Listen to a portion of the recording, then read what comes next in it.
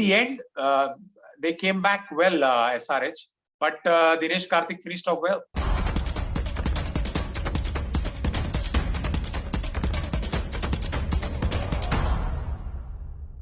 Hello, wishing you all a very good evening.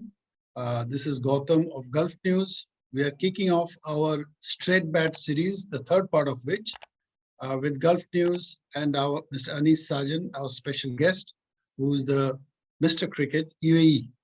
Obviously, we are going to talk about today's match, where what I thought was, you see, the jersey that I'm wearing is a KKR shirt, and I'm proud to be wearing this one today, because they hardly put a foot wrong today. Very clinical performance, I would like to say.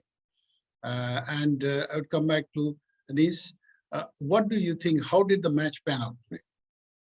Honestly, at the toss, I had that feeling that KKR would find it difficult because of the variety of Rashid Khan, Nabi, as well as the other SRH bowlers. But innings of Nitish Rana with the other player, I can't remember his name at the moment. Varun, not what is his name? And Shubman Gill. No, Shubman Gill actually was quite slow, but the guy who came Rahul Tripathi. Rahul Tripathi. Yeah, whatever experiments they did. That good kick start. And in the end, they came back well, SRH, but Dinesh Karthik finished off well. Right. Well, I mean, yeah, that's what. See, this KKR, if you look at their campaign last year, Anis bhai, you will see that, they were trying too many experiments there. This is the first time they got a 50 partnership in a while.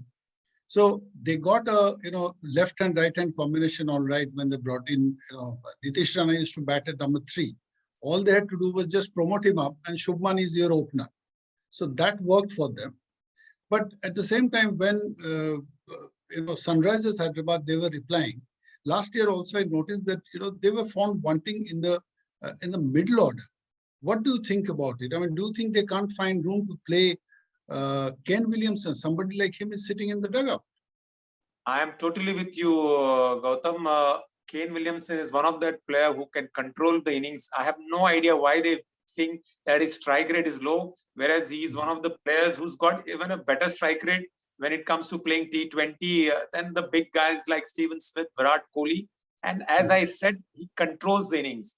And the problem with them is that, they are taking Nabi because they feel that he can add value with the ball. But you need to have a specialist. Nabi is a guy who can give you that 3 overs or 4 overs in one particular match, but he will not be consistent with the bat. But whereas with Williamson, he's assured that out of 10 innings, he will give you runs in 8 innings. Right. So, like there is a kind of template which seems to be working here. I mean, if you look at KKR, I mean, they've had 3 spinners today, and Harbhajan Singh, I mean, he is coming back. I heard a piece of statistics. He had been playing a competitive match after 699 days. And, he obviously didn't bowl his quota. So what do you think about him? I mean, obviously he's a class act, but at 40 years, do you think what kind of an impact do you think he's going to make overall? Honestly, I'm not sure whether he's going to play all the games. The reason to play him is that he had a decent record against David Warner, and he almost got him in the first over today when Cummins dropped him. But with the variety of attack what KKR has, I am not sure whether Harbhajan can play. But yes, he has a point to prove to CSK, who did not select him and let him go. And he's got a lot of experience. Mind you, he's one player who's been playing the IPL for ages. And experience is always better than knowledge. That's what they say. Coming back to the KKR bowling attack, the likes of Cummins, Trey Russell, Prasidh Krishna, and the wonder boy, Varun Chakravarti. This is one boy I'm very fond of. And I somehow feel he's going to make the cut for the Indian team if his fitness is good. Right. What is that special thing about Varun Chakravarti, Anis bhai? I mean, see, we use the term mystery spinner very loosely these days. But last year in the UAE, he was spot on. He came and I think he finished over more than 25 wickets. So what is the special thing that he does? When you say mystery spinner, you can't read him off the hand because he can bowl the doosra or he can get the straighter one in. And if you must have realized last year also, people were not able to read him. And this, if today overs, he must have gone for 36 runs, but his overs were good. A couple of short balls went for sixes. And, once you can't read a bowler, it's difficult to get off. If you remember the guys like Ajanta Mendis, when they were new, or the Kuldeep Yadav, they were new, you can't read them out of the hand. And that is one advantage this guy has, that he can take the ball away as well as he can bring the ball in. And he's fast like Rashid Khan, mind you. So one advantage of Rashid Khan and Varun Chakravarti is that they are quick. They do not give you enough time to go and hit them out of the park. Well, coming back a little to the KKR batting, I mean, they did so well today. This is the specialty about IPL. You always had somebody like Nitish Rana coming in at number 3. He was good in patches for KKR. He served them well. But you promote him, he finds his sweet spot, and he was simply amazing today. Same with Rahul Tripathi. You tried him as a makeshift opener last year because Sunil Narine kept on failing.